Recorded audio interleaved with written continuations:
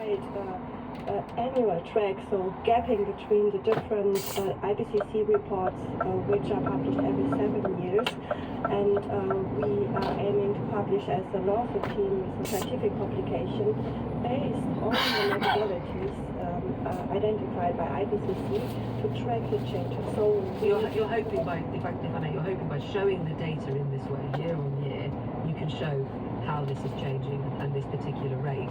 Do you have, I'm aware we're talking in a year of many elections and policies are being drawn up to appeal to voters all over the world, including in this country. Do you have any hope of this being reversed when you look at global warming? It is clear that there is a rapid need of taking action to reduce the carbon emissions and also to assure that there are rapid activities and management taken in place in order for assuring climate resilient pathways and also the adaptation pathways. Because what we show with these indicators is that they are continuing to increase. And so there's a rapid action needed. So our results will show that will support that we have to take action. I see that. I suppose, do you have hope that the action will be taken? Of course. I mean, there's always hope. So it's just to show that if we do not act today, the window on going missing 1.5 degree and also to have adaptation strategies in place for those changes is closing. So we need to take rapid action. It is 26 minutes past 7. That means it's sport time. Here's Harvey. Thank you very much, Justin. We'll start with last night's football. England's women beat group leaders France 2-1 in their Euro 2025 qualification campaign. England remain third place in their group with only the top two qualifying automatically. The Republic of Ireland are bottom of that group. Scotland beat Israel 5-0 and have secured a playoff spot. Wales drew 2-2 with Ukraine to drop from top spot to second place, and Northern Ireland lost 2-1 to Portugal. Manchester City are due to face the Premier League in a legal battle over the organisation's commercial rules next week. The Times newspaper is reporting that it has seen a 165-page legal document in which City claim they are victims of discrimination. Cricket and England's defence of their T20 Men's World Cup title began with their match against Scotland being abandoned because of rain. Scotland posted 90 without loss in the 10 overs able to be played, which meant the points were shared. Henry Moran was watching in Barbados, and I spoke to him about the frustrations of not finishing that game.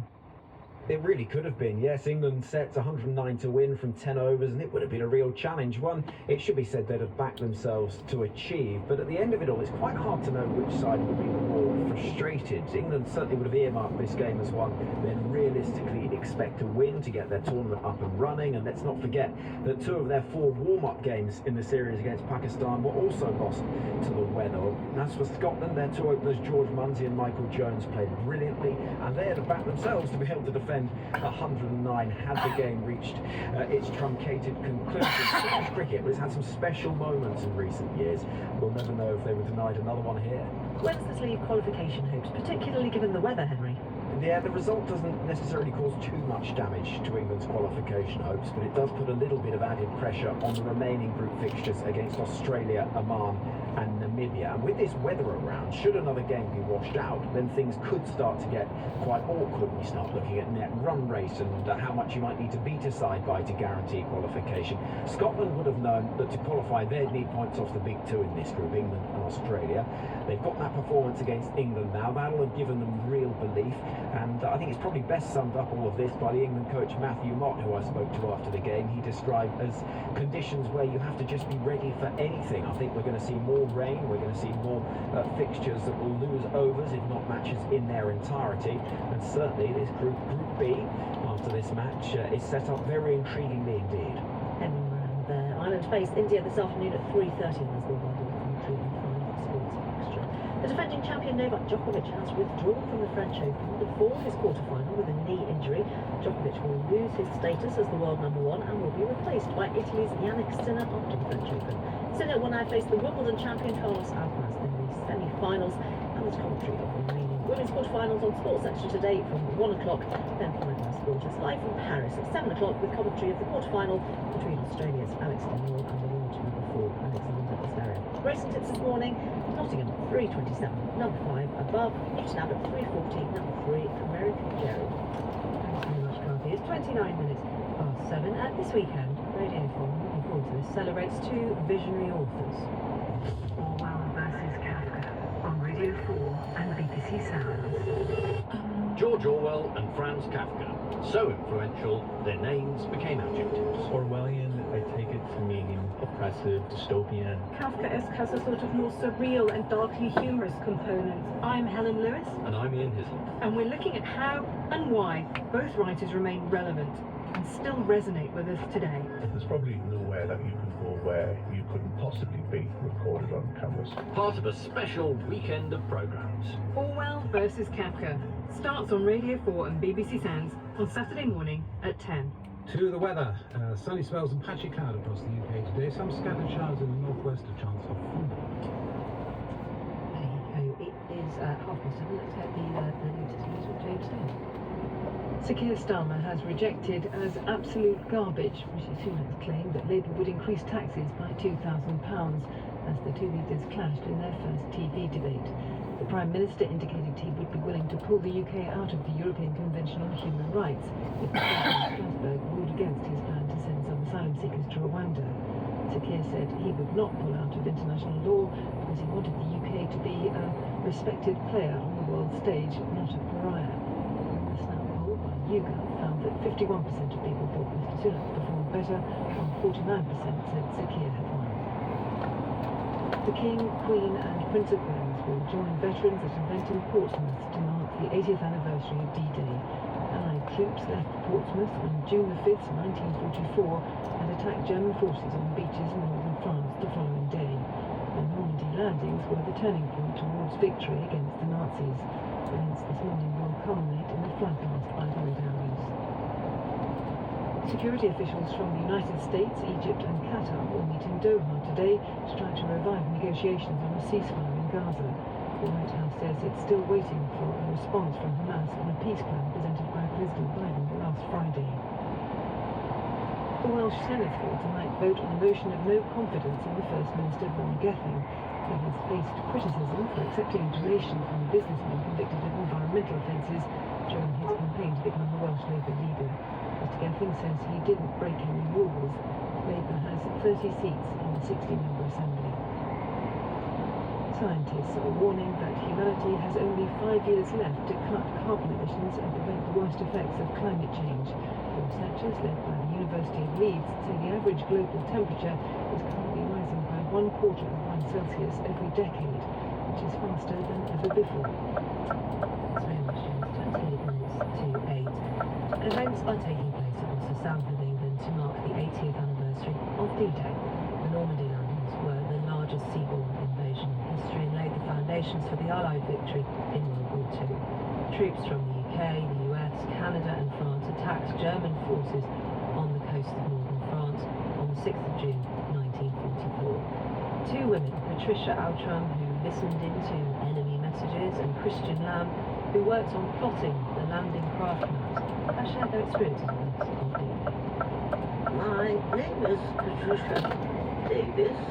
Used to be Patricia Outram during the war when I was in the Women's Royal Naval Service.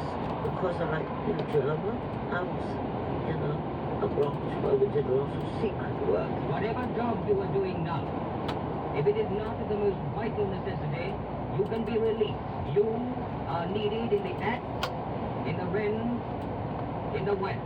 My name is Christian Lamb. I was a third officer in the Reds.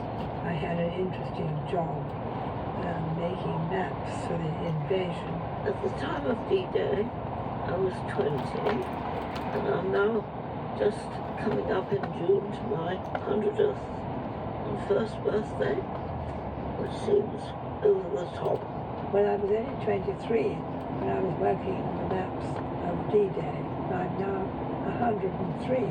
We collected the codes because we listened to the German broadcasts, but we sent them on immediately to Bletchley Park. I hoped to do the best I could by getting these particular detailed maps for the places where the soldiers are going to land.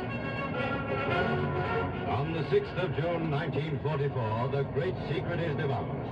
I think one morning I was sitting reading and I saw a little party of people coming up, and to my great astonishment I recognized the Prime Minister, Winston Churchill. Winston Churchill wanted to be seen looking at the coast near Calais to give an impression that that's where the landings were going to be when they were going to be 40 miles to the west down in Normandy.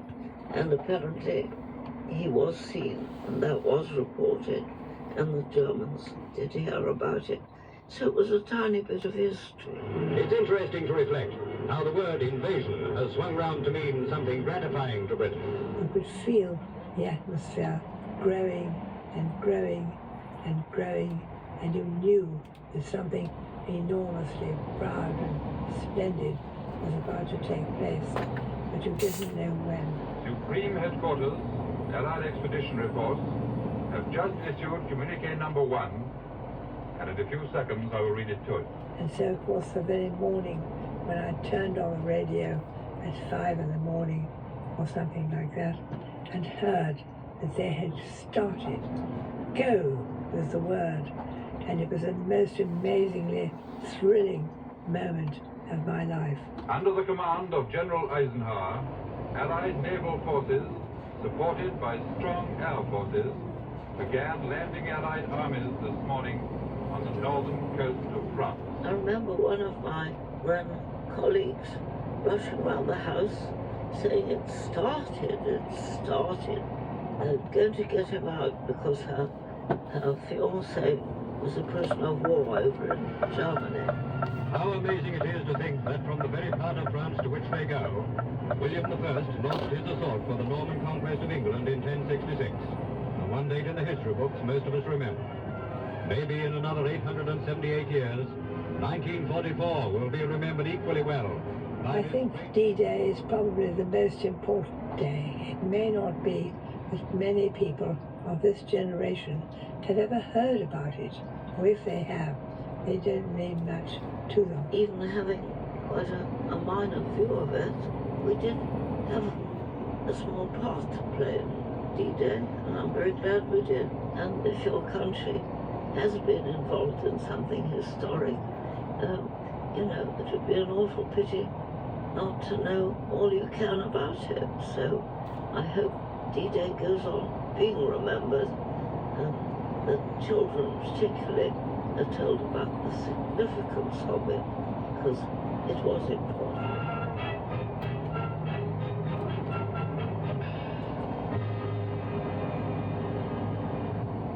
Patricia Outram and Christian Lamb, brilliant to be able to hear from them today. Of all days, Dan Snow, presenter of the History Hit podcast, who will be in Portsmouth for this morning's events, joins me on the line now. Good morning. Morning. Where are you going to be today, and why have you made this such a priority? Well, Emma, I'm already there. I'm standing on South Sea Common. I'm looking out over the Solent. It's a beautiful day. It's almost clear blue skies, a few fluffy white clouds, and there's hardly a ripple on the water. It's very much the conditions that they were hoping for 80 years ago today, but they did not get because of the weather. It was poor weather. But the reason I'm here is because of what Patricia just said. It is this extraordinarily important day. It's one of the most important days of the biggest, most destructive and most consequential war that Britain has ever fought, I'm doing as Patricia tells me. I've interviewed her, by the way, a story about Patricia, which is she says she's the only granny in West London who can strip, clean, assemble, and operate a Sten gun. And so spending time with those veterans, as you just heard, both of them, Christian and Pat, and so many others, it's one of the great privileges of my life, and I want to pay my respects. There's a few of them here today, sadly the dwindling number now, and I think it's so important that we mark their contribution and commemorate what happened.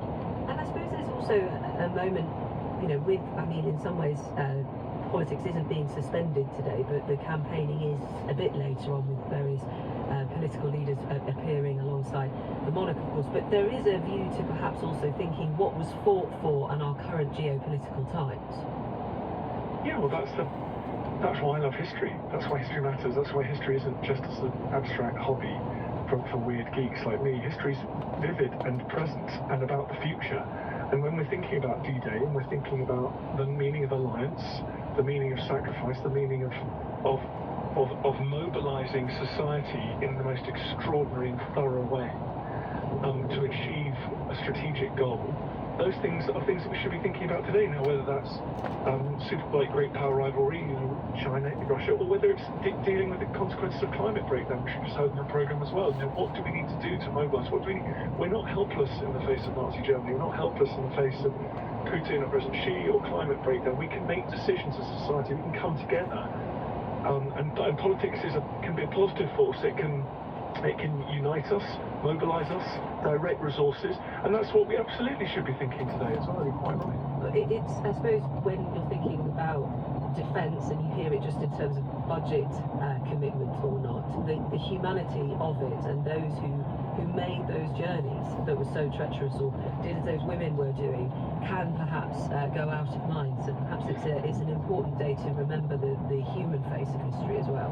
Well, you're totally right, and that's what's so extraordinary and daunting about telling the story of the Second World War. You want to talk about Churchill and Roosevelt, Stalin, Hitler, but you also, and then you want to talk about the industrial mobilisation, the bureaucracy, the unsung heroes, the staff officers, the civil servants, the planners, people like Christian making those maps, making those timetables, and then of course you also need to reflect on the astonishing bravery of a bunch of teenagers and people in their early 20s who, many for the first time in battle, the first time they'd heard shots fired in anger, stormed up the beaches on a cold, miserable June morning out of the freezing sea, having been seasick all night against an entrenched enemy. And there was a man I met, a signaller, who jumped out of the landing craft on Sword Beach at 7:30 in the morning tomorrow morning, 8 years ago, and he was shot almost immediately. He said, my war was 3 years of training, 3 minutes of fighting. That was it. That was his war. And so yes, it's remembering those stories, and I think that's a great thing about having veterans with us still. And the importance of making sure we hear their voices while we do so. And Dan Snow, thank you so much for vividly painting that image, presenter of the History Hit podcast in Portsmouth, who's there for this morning's events. And our Radio 4 colleague, Paddy O'Connell, has a new series, D-Day, The Last Voices, telling the story of what happened through archive recordings of those who were there. You know where to find it. Just look it up on BBC Sounds. 18 minutes to 8 is the time. A brief look at elections elsewhere. Actually, first in the papers, the American election, presenting for Martin Wolf in the Financial Times a nightmare, he says. The next US president declaring that his country no longer stands by its commitment under the NATO treaty to come to the defence of a member, the Europeans then failing to put together a credible replacement, a threat then, meaning that a number switch their allegiance to Russia or China, a number of European nations, and Europe, he says, then dissolves. This is Martin Wolf's nightmare, but obviously very much based on what he considers could be the reality of the United States under Donald Trump. And on that subject, the Wall Street Journal this morning publishing, the Wall Street Journal is no friend of Joe Biden, but publishing more damaging material about suggestions that he has had meetings recently with congressional leaders in which he spoke so softly that participants struggled to hear him. He read from notes to make obvious points, paused for extended periods, and sometimes closed his eyes for so long that some in the room wondered if he had tuned out. It's 17 minutes late. A reminder this morning that elections as well have consequences and can deliver surprises. Narendra Modi winning the Indian general election, taking up an historic third term, but things have not gone according to plan for him. His ability to act as he wants, curtailed, it seems, by an electorate that has voted for the opposition coalition much more readily than expected. Let us turn to our South Asia correspondent, Sunil Hussain, who is on the line. How much of a blow is this for Modi? This is a blow for him personally and politically. This is a man who had come into these elections expecting a landslide victory, and for his new party, the BJP, to be able to win enough seats to govern on its own.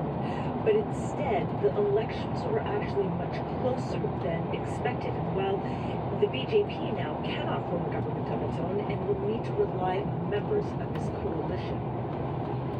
This election is about the constitution of this country, This election is about unemployment in this country. This election is about the price rise people are battling in India. This election is about non-divisive politics, and this election is about let's not have a dictator as our Prime Minister. The people of India have said we do not want Narendra Modi.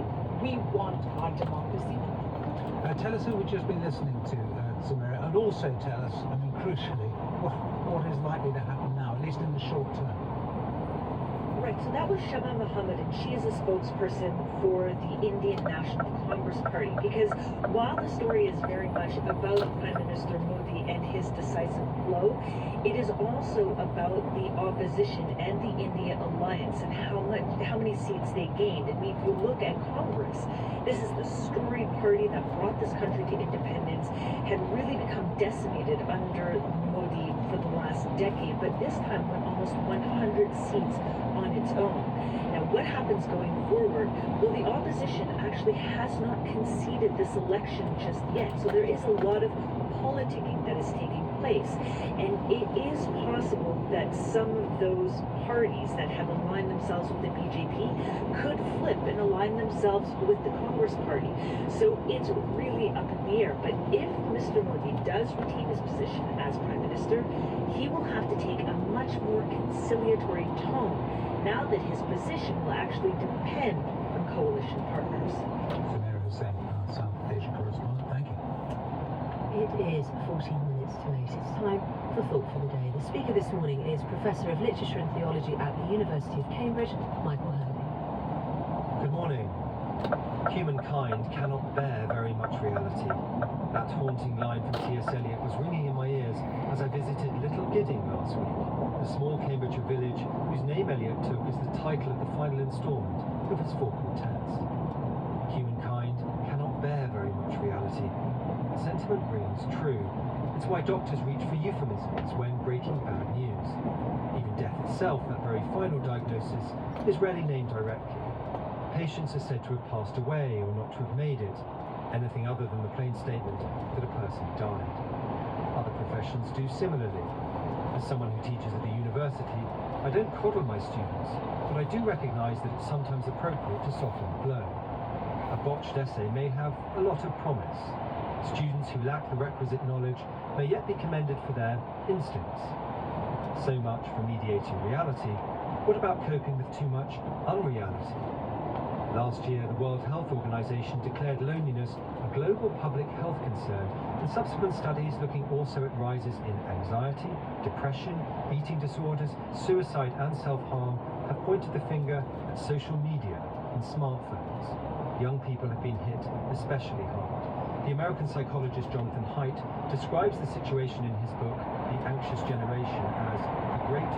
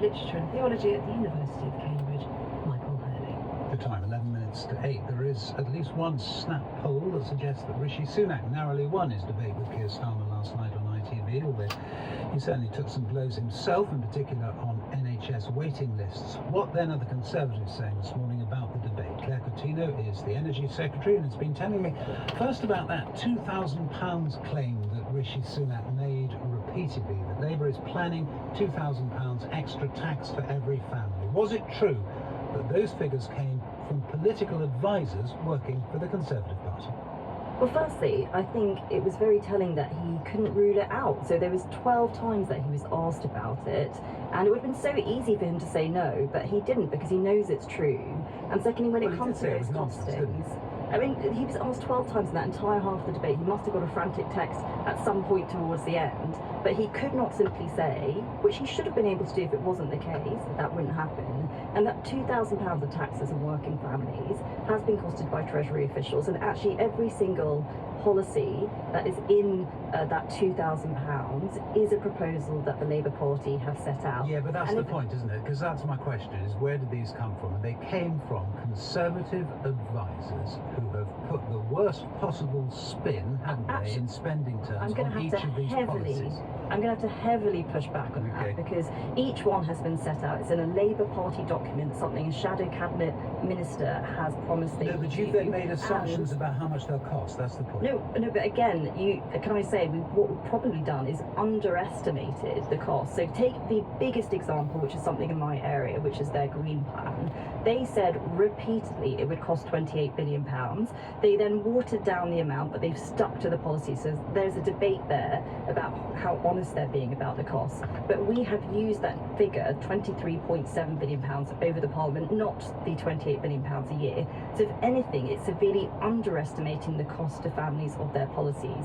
But like I said, this is something which has been signed off by the Treasury, by the Permanent Secretary of the Treasury, as the amount of the proposals that the Labour Party have put forward so far would cost families £2,000. So you're saying £2,000 is something which I think is the last thing that people need. Yeah, so you're saying the Permanent Secretary of the Treasury would not have signed this off if it was dodgy. You're saying that that person, the Permanent Secretary, has also his or her fingerprints on this. Well, I've worked in the Treasury. There's an amazing group of civil servants there, and like you said, and I will say as well, they will not sign off things which are dodgy. And if anything, this underestimates the cost to families, and it's still an enormous amount. £2,000 of taxes for working families is an enormous amount when people have been through already a difficult time. Well, is it though? Because it's £2,000 for families, but another thing that you are accused of doing is being a little bit unclear about how long the time period is that you're looking at. So it is a time period that is longer than just an annual rise, isn't it? It's over the course of the Parliament, and can I just say, for lots of families, £2,000 is an enormous amount. And when I talk to people, but hang on, is it £2,000 a year? It's £2,000 over 4 years. Over 4 years, and that's not the way it enormous sounded, amount. was it, when Rishi Sunak was saying it? So it's £2,000 over 4 years. But we're looking at the policies that the Labour Party have set out and what they will cost families. And the policies that they've set out will cost families £2,000. And I think that is the really important thing, because the Labour Party have said this is nonsense, but it isn't. It is the amount that their proposals will cost people. And like I said, if anything, we've underestimated it. But what everyone understands, surely, particularly when they listen to independent groups like the Institute for Fiscal Studies, is that if we're going to pull ourselves out of the various holes that we're in when it comes to the public services, taxes are going to have to go up. Indeed, the tax burden, even if the Conservatives were to remain in power, will go up, won't it, as a proportion of GDP? So we've been very clear that what we are doing is cutting personal taxation for people. But the tax burden is going to go up, isn't it? It must do. Well, we've already set out plans to cut. What I think is really important is the family finances. Just a yes or no on the overall tax burden. Taxes as a proportion of GDP are going to be a higher proportion, aren't they, in plans that your government has already signed off on? So we have said that spending will go up by 1%, and in terms of the tax burden, we want to bring that down for families. We've been very clear about that, and the reason that you can have that, Justin, is that we've for already... extra money for defence, for the NHS, for all the other things you need to spend extra money on? How will you pay if taxes don't go up? One of the things is the strong economy that we've put in place. You can see that that's turned a corner. That's how you raise money as a government. That's what Labour say as well, And isn't actually, it? You're both of you accused of living in a fantasy now. Both of you saying, oh, it'll come from growth. And there's a very big difference. There's a very very big difference, Justin. If you look at what's happened, Rishi Sunak and Jeremy Hunt have stabilised the economy, have returned us to growth, and actually if you look at the Labour Party, the plans they set out, the French-style union laws on businesses, the plans to decimate our energy sector, that will destroy the economy and cost people more. And so what they want to do is take money out of the economy and then increase personal taxes for people. What we are doing is putting in place a plan to improve growth in the economy. You can see that started to return to growth, and then we want to cut personal taxation. So there's a very clear difference for people. And actually the truth is the Labour Party are returning to instincts on all of these things, which is that what they will do is cost people more in personal finances in the £2,000 of extra taxes, which again is the last thing that I think people in this country need. You're the energy secretary. Are energy bills going to go up or down in the latter part of this year? You always get a bit of a seasonal cycle, but actually what's happened with energy bills is a huge fall year on year. So the fall year on year is up or down £500. towards the end of the year? So there's an uptick at the end of the year, but it's again, you get every year seasonal change. And the difference between the two parties is whether it's standing charges or whether it's green levies. We have said we want bills to come down. Everything that we're doing in energy policy is to bring bills down. Yeah, but the fact is you understand that most commentators who know about these things think that the bills are going to go up again. I just wonder whether that actually is the key to why Rishi Sunak called the election when he did. Absolutely not. So if you look at every single year, there's a bit of seasonal change, and you'll expect that year on year. That's not different in any of the parties. But actually, we've seen bills now at the lowest level in 2 years, an enormous fall from where they were. And if you look at the Labour Party plans, actually the green plan that they set out to decarbonise the grid by 2030, independent energy experts have said will add enormous amounts to people's bills. There was one area where Keir Starmer tried to land a blow on Rishi Sunak last night, and that was in the last 14 years, basically. He kept saying to Rishi Sunak, come on, you're trying to avoid, we won't talk about the future, but you're trying to avoid the recent past when the Conservatives have been in charge. What would you point to over the last 14 years that you're proud of? I would look at our records on schools. We now have the best readers in the Western world when it comes to our children. I would look at the fact that we decarbonised more than any other country whilst growing